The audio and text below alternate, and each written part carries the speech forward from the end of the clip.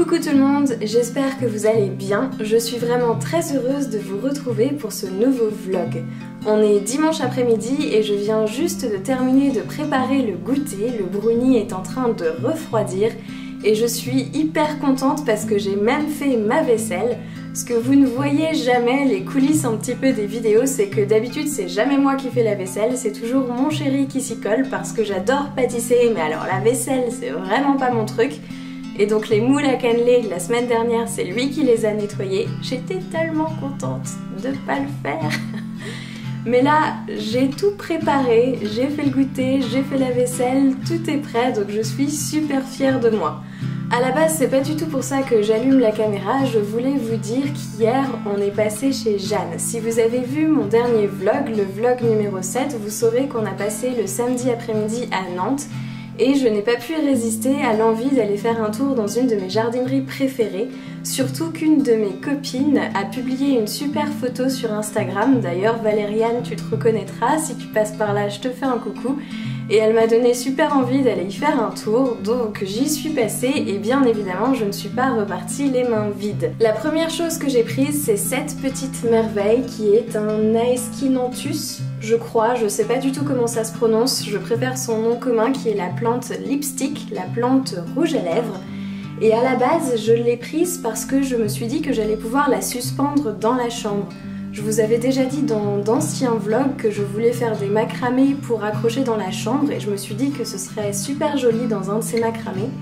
Mais en fait, quand je suis rentrée à la maison, je l'ai posée sous ma lampe horticole et j'aime bien aussi le look qu'elle a à cet endroit-là, donc je sais pas trop ce que je vais faire. Je sais pas si je vais faire un macramé pour l'accrocher dans la chambre ou si je vais la laisser sous la lampe horticole avec les autres.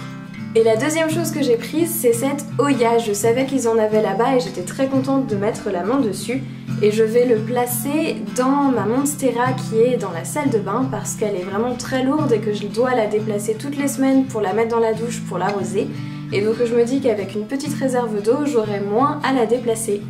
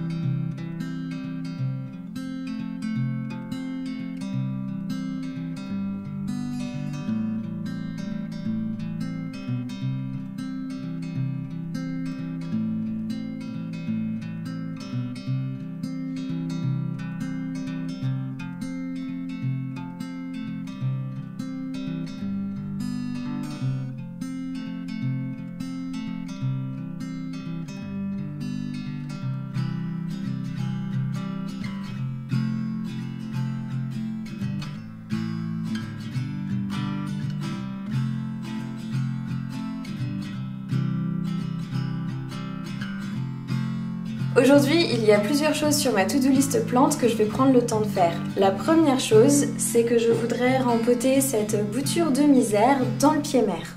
Il y avait une branche de ma misère qui s'était cassée il y a de ça 2 ou 3 semaines et je l'avais mise directement en eau. Et après l'avoir rempotée, j'en ai aussi profité pour faire un léger resurfaçage de la plante avec du terreau frais.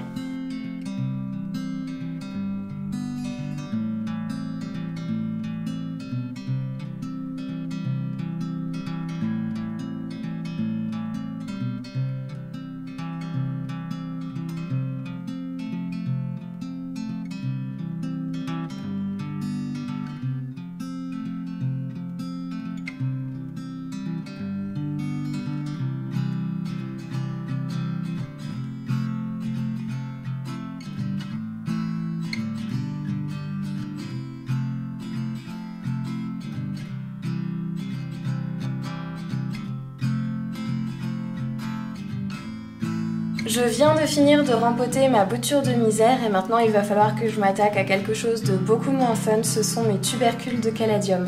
En fait, en creusant un petit peu dans le terreau, je me suis aperçue que pour l'un d'entre eux, il y avait des cyarides, pas pour le même que la première fois, mais pour un autre. Et j'ai vu qu'un morceau du tubercule était pourri, donc ça veut dire qu'il va falloir que je le dépote et j'ai vraiment pas envie de le faire parce qu'il est en train de faire une nouvelle pousse. Mais il va falloir quand même que je le fasse, que je le dépote que je coupe la partie du tubercule qui est pourrie, que je change tout le terreau et que je m'arrange pour faire sécher la partie que j'ai coupée, tout en faisant en sorte que les racines restent dans le terreau pour pas qu'elles sèchent. Je sais absolument pas comment je vais faire ça, va falloir aussi que je vérifie pour les autres tubercules si eux vont bien et qu'ils n'ont pas de problème avec ces petites bébêtes. J'espère que ça va fonctionner. Pour mes tubercules de caladium, j'ai commencé par m'occuper du premier dans lequel je savais qu'il y avait des cyarides, donc je l'ai sorti de son pot et j'ai coupé toutes les parties pourries du tubercule. Pour savoir quelle partie était pourrie, j'ai simplement tâté le tubercule et si mon doigt s'enfonçait légèrement, ça voulait dire que le tubercule était pourri. J'ai donc coupé à ces endroits-là et ensuite j'ai pu simplement vérifier s'il fallait que je coupe davantage en regardant la couleur. Si le tubercule était jaune, c'est qu'il était sain et toutes les parties marron étaient les parties à retirer.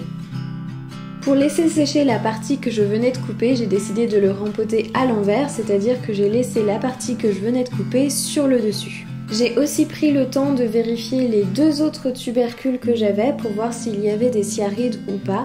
Dans le premier, j'ai découvert que malheureusement il y en avait et qu'il y avait une partie du tubercule qui était pourrie, tandis que pour le second, qui était le tubercule que j'avais déjà coupé dans un précédent vlog parce qu'il y avait des cyarides, je me suis aperçue que les racines avaient bien poussé et quand j'ai essayé de le retirer, toute la motte est venue, donc je l'ai replanté directement dans le même pot.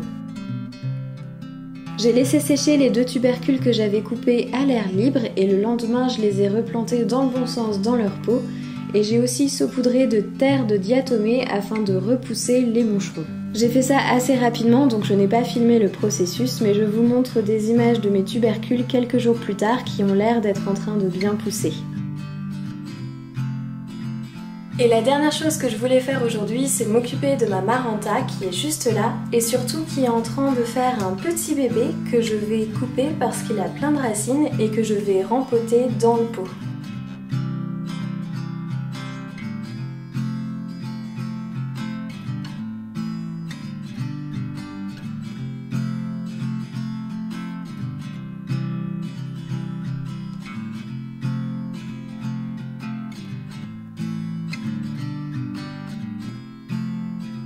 On a fini le brownie hier et donc pour le goûter d'aujourd'hui je suis sur le point de faire des langues de chat. Je me suis dit que ce serait une bonne idée parce qu'on a des blancs d'œufs au congélateur donc je vais utiliser ça, je les ai sortis ce matin.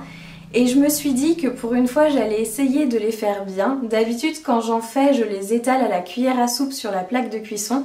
Mais là j'ai une poche à douille et je me suis dit que j'allais essayer de les tracer à la poche à douille pour qu'ils aient une forme encore plus jolie. Je sais pas du tout si ça va fonctionner, mais on va essayer. Pour les langues de chat, j'ai pris une recette toute simple que j'ai trouvée sur internet et que je vous mettrai en barre d'infos.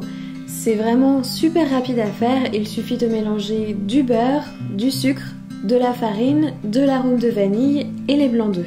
Comme j'avais 3 blancs d'œufs que je voulais utiliser, j'ai triplé les ingrédients de la recette.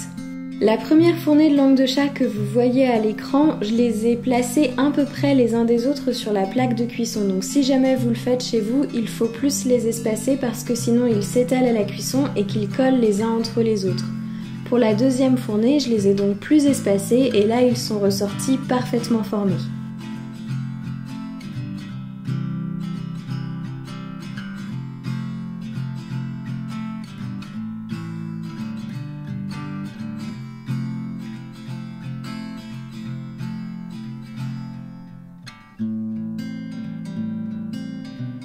Samedi, j'ai pris le temps de retirer toutes les tiges de fleurs fanées de mon oxalis et aussi de lui donner un bon bain.